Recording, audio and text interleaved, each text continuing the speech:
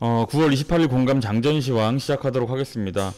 뉴욕 증시 역시 전체적인 이 반발 매수세가 좀 소폭 유입이 되었으나 확실히 증시를 반등시킬 만한 이벤트들이 좀 발생하지 않는 연속성이 좀 떨어지는 수급이었기 때문에 좀 혼조세로 좀 마감을 한 모습이고요. 지금 강달러가 지속 이어지고 있는 가운데 경기 침체 우려 속에 뭐 미증시도 그렇고 우리나라 증시도 그렇고 연중 최저점을 갱신하는 등 지수 이탈이 좀 나오고 있는 시장이지만 이게 그동안 이미 시장이 한번 크게 좀 휘청거리고 거래 대금이 많이 축소가 되어 있는 그런 상황에서 한 번 더의 좀 더 우려가 좀 공포 심리가 확산되는 부분도 있었겠지만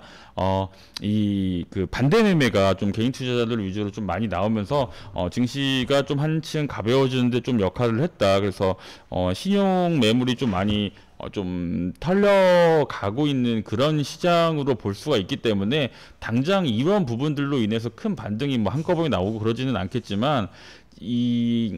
상승을 조금 시장이 좀 완화될 만한 그런 요소들 뭐 이벤트 그리고 이 자극할 만한 요소들이 생기면은 이 금방 메꿀 수 있는 그런 낙폭의 구간이기 때문에 지금은 손절보다는 무조건 좀 버티시고 가시는 게 좋다라는 의견을 조금 미리 말씀을 드립니다. 지금 가장 큰 문제는 이 상황상 큰 반등을 이끌 만한 이벤트적인 요소들이 나오지 않는다. 그런데 이게 뭐 갑자기 내일 모레 나올 수도 있고 뭐 1, 2주 후에 나올 수도 있고 한 달 후에 나올 수도 있는데 지금 당장 그런 게 언제 나올지에 대한 불확실성이 커지다 보니까 시장에 이제 반대 매매가 많이 나오면서 시장이 위청거리고 버티는 만큼 더 안 떨어질 줄 알았는데 여기서 한 번 더 흔들고 가니까 굉장히 좀 많이 불안하실 텐데 그래도 좀 멘탈 잘 잡고 버티시는 게 분명하게 지금 손절하는 것보다는 유리한 시장이 되지 않을까라고 생각을 합니다. 왜냐면은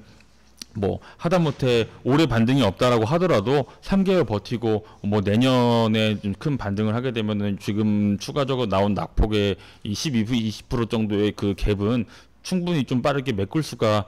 있는 부분이기 때문에 꼭 버티시기 바라고요. 지금 그나마 좀 기대해 볼 수 있는 부분들이 이제 한국은행에서 좀 스탠스를 좀 바꿨어요. 정부가 이제 좀 금리 인상에 대한 이제 속도 조절론이 지금 나오면서 이게 지금 국내 시장이 좀 호재로 받아들일지는 한번 좀 지켜봐야 되겠는데 뭐 당장의 대세에 큰 영향은 없겠지만 확실한 거는 이제는 그 물가 안정보다 경기 안정에 대해서 이제 정부가 좀 초점을 맞추고 있다. 그런 부분들로 인해서 앞으로 국내 증시가 좀 어떠한 부분들이 반영이 되는지 좀 지켜봐야 될 요소들이 좀 보일 것 같고요. 뭐 오늘 시장에도 뭐 큰 기대는 하지 않겠지만 뭐 재료로 본다고 하면은 윤 대통령의 인구 문제, 뭐 정책 총동원 지시에 따라서 뭐 저출산 고령화 관련주들 결국에는 이 정책이 좀 나오길 거는 한 번 더 나온다는 거는 정해져 있기 때문에 어제 좀 많이 크게 떨어지긴 했지만 모멘텀 좀 이어질 수 있는 점 그리고 포르쉐 우선 상장일이 하루 앞으로 다가왔으니 이런 관련주들 좀 체크하시면 좋을 것 같고 중국 정부가 홍콩의 코로나 규제를 좀 해제하는 등 최근에 뭐 일본 여행도 그렇고 리오프닝 관련주들의 모멘텀이 좀 증가하고 있으니까 여행 뭐 항공 뭐 호텔 관련한 뭐 나아가서는 또 엔터 관련주들까지 좀 체킹을 하시고 바라고요. 그리고 좀 두 가지 가장 큰 요소 맞음 10월 다가올 ARM 인수전 이건 무조건 보셔야 된다고 했습니다. 그리고 이제 지금 당장의 시장의 순환 그 모멘텀은 아니지만 비트코인 좀 2만 달러 돌파를 하면서 오늘도 좀 상승을 보여주었는데 코인 관련주들이 지금 계속 지켜보는 이유가 이 강달러 상황에 대체 수급으로 그 달러 수요에 대한 부분들을 좀 비트코인이 좀 잠시 좀